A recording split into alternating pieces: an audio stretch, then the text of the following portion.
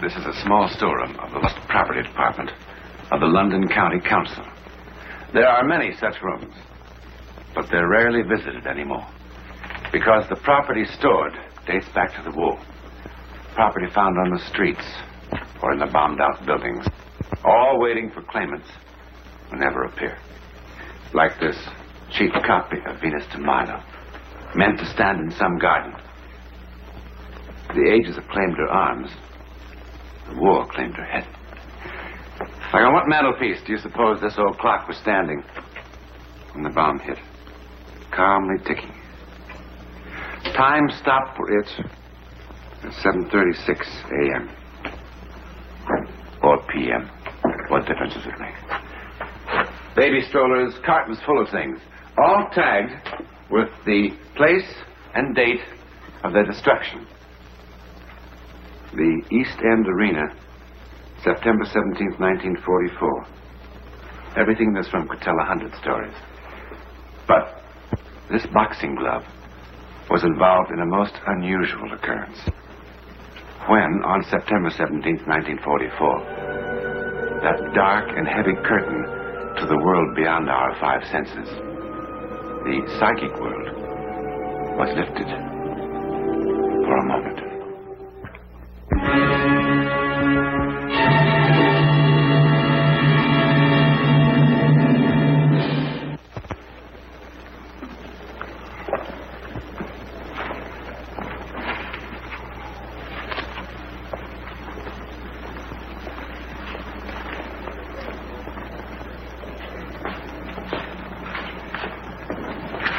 Mike. Hello, Yank. Sorry I'm late. Oh, it's all right. I had a bit of shopping to do. Fish and chips. I know. But we're betting the purse, aren't we?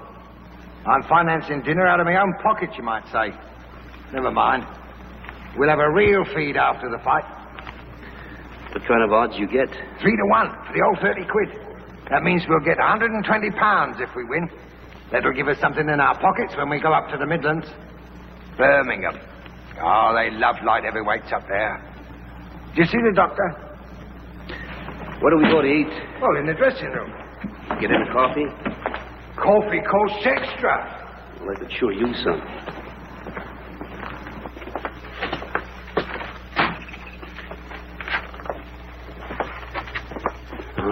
This is sure crummy.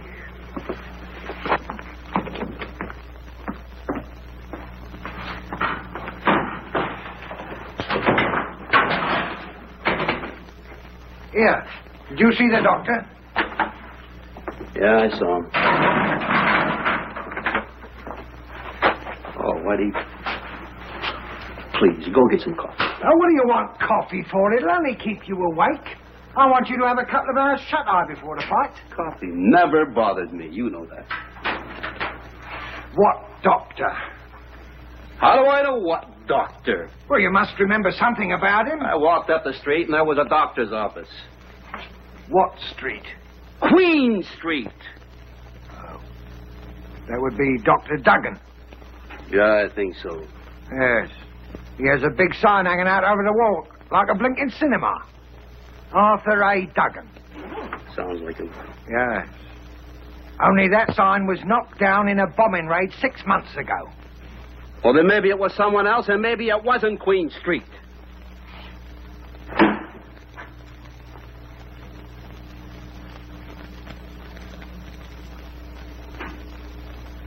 All right, Whitey. I lied to you. I didn't see any doctor. You know, I'm getting too old to fight. It's the only trade I know. You know something, Whitey? The Army wouldn't even have me. That's why I'm in the Merchant Marine now. And why don't you ship out? Oh, I intend to. But I just wanted a little money. I got my eye on a bar and grill. You ought to see this place. It's a real pretty place. That's a pub. It's a nice little place up in Hoboken way. Yank, don't you realize you're risking your life? But it's my life, isn't it? What am I supposed to do? Sit out in front of some Fight Club with my cap on my knees saying, please help the poor? Well, I don't like it. Whitey, you don't have to like it.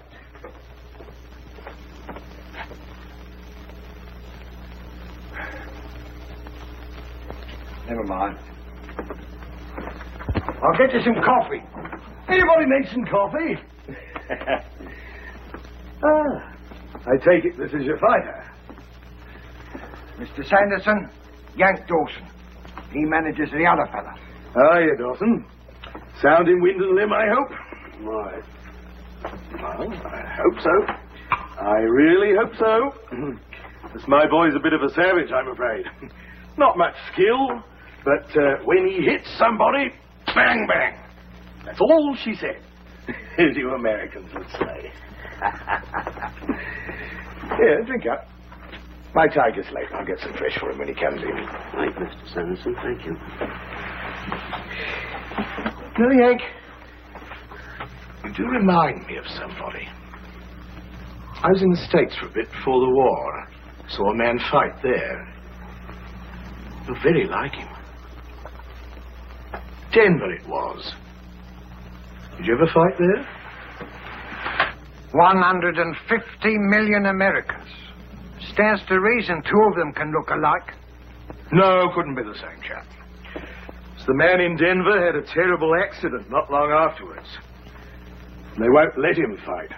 Broke his head right open, I heard. Right there. Must have been someone else you saw in Denver, because I never fought in Denver. You're a fool to be fighting, you know. It's a nasty scar. You're quite sure you're all right? Why don't you mind your own business? Of course he's all right. Well, I hope so. I really hope so. Why don't you get out of here? Right, yes, I must go and find my tiger. We don't worry about accidents here, do we, Whitey? Not with old Paddy Terhune about. Who's Paddy Terhune? Oh, he's dead. In a manner of speaking. But you didn't tell him about Paddy? I was sure you had. Oh, inhospitable. Very inhospitable. Oh, come off it now. What do you mean, come off it? Here's a Yank ready to fight at the old East End Arena, and nobody tells him about Paddy. And Paddy's such a friendly ghost, too. Mr. Sanderson, I don't want to be rude, but I do want my Yank to have a couple of hours' sleep. So if you don't... No, all right, if you don't want to tell him.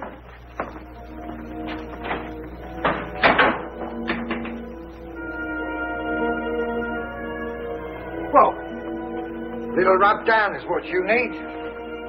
Help you to get some sleep. Tiger.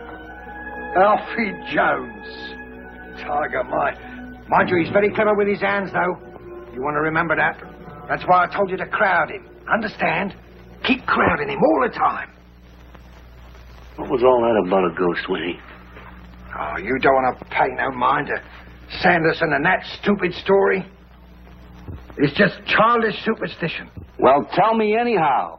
Look, you're going to fight tonight. I'm not going to fill your head now with a lot of silly twaddle. I've had so much bad luck in the last few years. I guess I'm just getting jumpy, Whitey. I'm sorry I acted like a kid. That's all right, boy. I don't know why I made such a fuss about it myself. Like Sanderson says, Paddy Terhune's a friendly sort of ghost anyway. He was Empire middleweight champion when he was only 18 years old. Back in 1905, that was.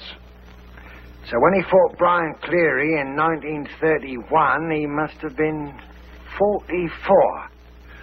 That's getting on a bit for a boxer, you know. And he wasn't Empire champ no more. He had a gold watch, a few good memories, and a blood clot, what nobody knew about. He fought Brian Cleary right here in the East End Arena. Brian liked the old boy. Wanted to make it quick like, you know. So he knocked him out in the second round.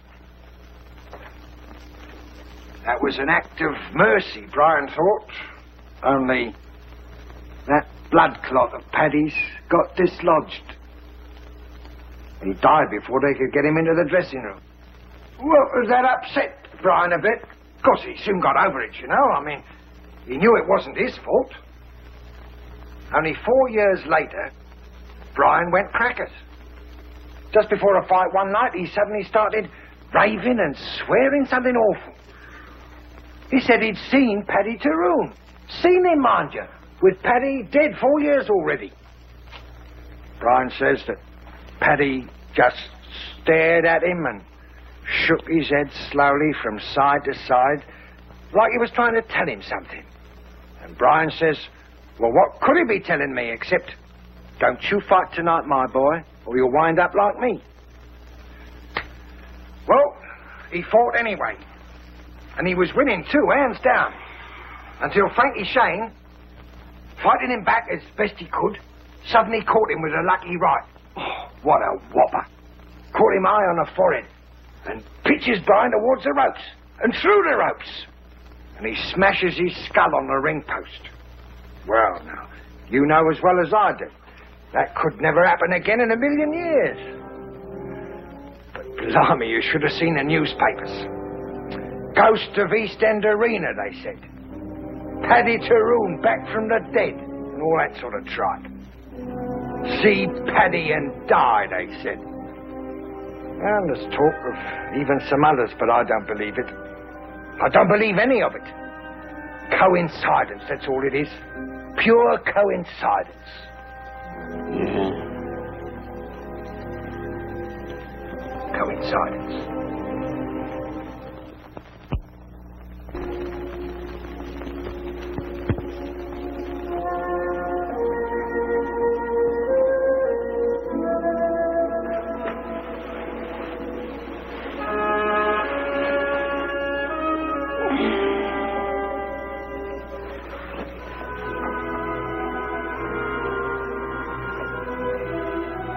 Who are you?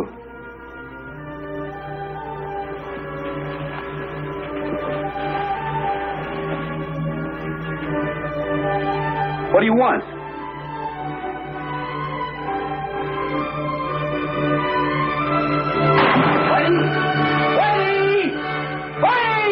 What's going on here? Whitey, I saw. Who? The fellow you were telling me about, Paddy Tyrone, he's standing in there. Ah, you must be dreaming. He's in there, I swear. Look for yourself.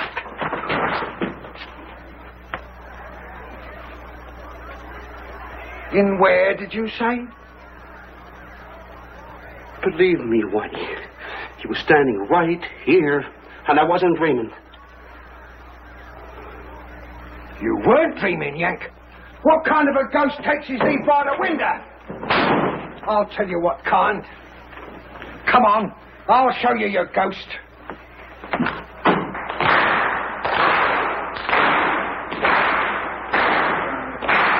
Listen to him out there. You're going to ruin me. Well, don't look at me. He's the one what's ruining you. Him and his psychological warfare. I've got contracts with the both of you. Well, we are ready to fight. Then you two can fight. I'll tell you straight out, my boy isn't going into the ring until he admits what he done and apologizes for it. And just what am I supposed to have done? Hired somebody to impersonate Paddy Tyrone. That's what you've done. Trying to scare my boy. What's all this about? That ghost was a fake. Oh, maybe it was. But that doesn't prove that I had anything to do with it. Who else? Who else had reason? It's your boy we're fighting. And you was offering odds of 5 to 1. Got confidence in Alfie, that's all. Well, that's another thing. Look at him. Cool as a cucumber. Quiet as can be. Here, got nothing to do with me. I'll say fight. Well, that's just it. Your opponent saw Paddy Tyrone, and you say fight. Aren't you scared you're going to kill him? Cleary and Kawicki saw the ghost and they was killed in the ring. Why doesn't it bother you that the man you're fighting is going to die? I'll tell you why. Because it's a fake and you know it. If what you say is true, it's a case for the Boxing Control Board. Unsportsmanlike conduct by a manager. You insisted that my boy heard about Paddy Tyrone, and you knew he was going to take a few hours' sleep. That gave you plenty of time. How long did it take to sew Paddy's name onto that sweater? Now, look here, Whitey. And who did you hire to do Paddy Tyrone? Which one of your flunkies was it? Willie Davis? He's about the right age and size. Who's Willie Davis? Oh, some used-up old fighter who'll do anything for a few quid that he can take across the road to the Red Lion and turn into whiskey. And we don't have to ask his permission to go over there and ask Willie to talk, and he'll talk, in the interest of justice and better boxing and a few more drinks. Come on. No, wait. All right. I did it. There you are, you see. Willie played the ghost. It was my idea. Well, I know I shouldn't have done it, but Willie looks almost exactly like Paddy, and with a little makeup. Well, I just couldn't resist it. There's nothing criminal in it, mind you. It's a psychological warfare, just like we do on the Germans, that's all. Only that happens to be war, where all is fair, so they say. But this is boxing. All right. Which is supposed to be a sport. Now, maybe it wasn't sporting, then. Maybe. All right, then it wasn't sporting. You've never done anything that you're sorry for? Well, if I did, I said I was sorry. Oh, I'm sorry. Sorry, Yank. If everybody's quite satisfied, let's have a fight.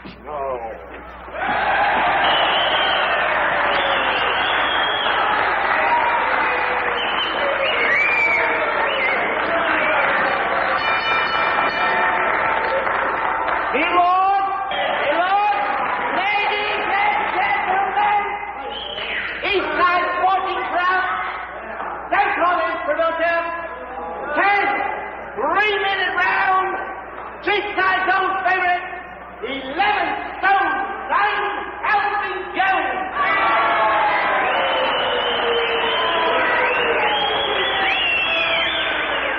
His worthy opponent, U.S. Merchant Seaman, 11 stone 6, Yank Duffy.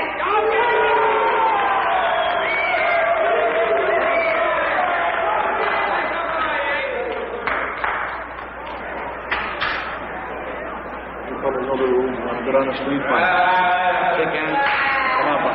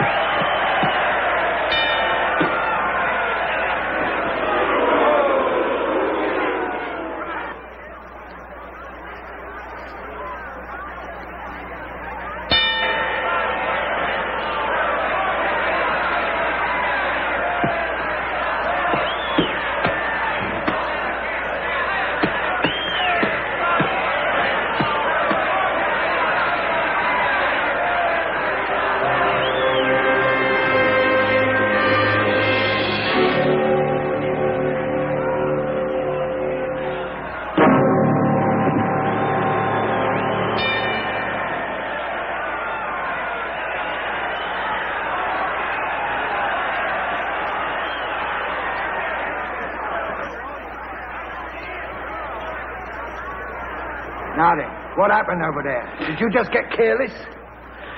That fellow I saw in the dressing room. You know, Davis? Well, what about him? He's sitting up there in the last row. I saw him. It kind of confused me, I guess. So Sanderson's still up to his tricks, is he? I'll flay him alive.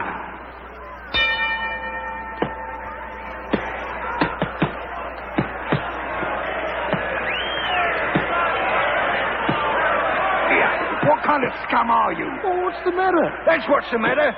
Look up there. What's all this about? Blighter, he's gone and done it again. He's got his phony ghost up there, as big as life, and it's scaring my boy. I want him out of there. Well, I don't see him. Oh, yes, he's there, all right. You bet your life he is, right up there in the back row. That's what I didn't tell him to. He must have bought a ticket. There's no crime in that. I've had enough of this. Well, I want him out of there. Go on, finish him.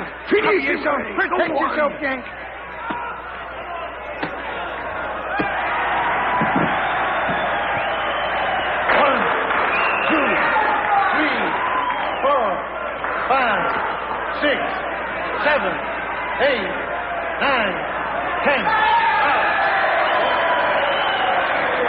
Don't touch him. He mustn't be moved. Let's get him to the dressing room. No, he must not be moved. Get his doctor quick.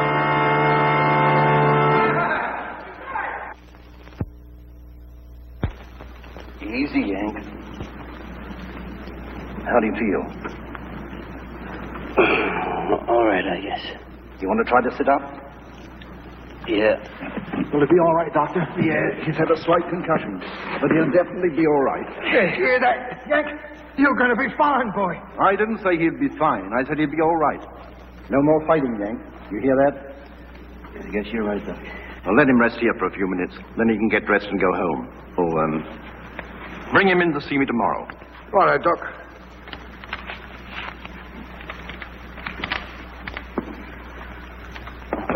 Look here, White, here.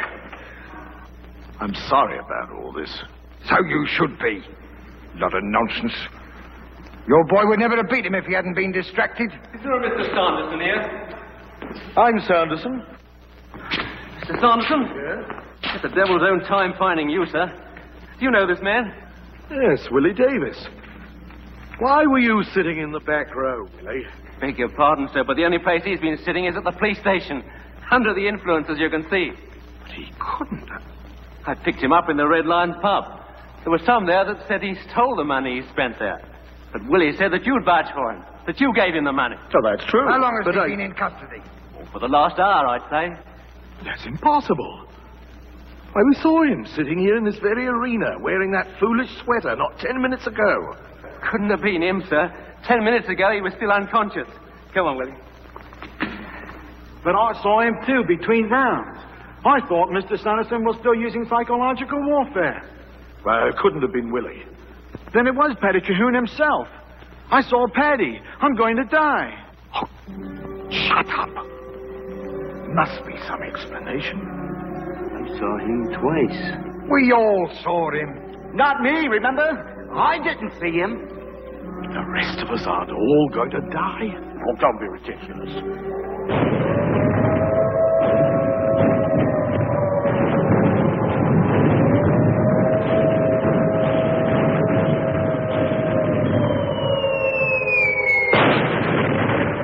The German bomb, aimed presumably at the waterfront, struck the East End Arena about 12 o'clock.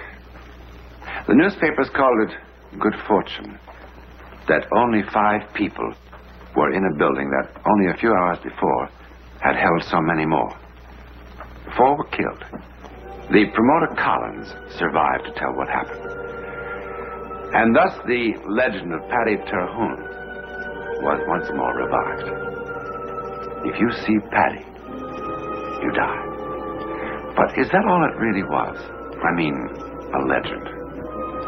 Well, of the 5 men, the promoter Collins was the only one who didn't see Paddy.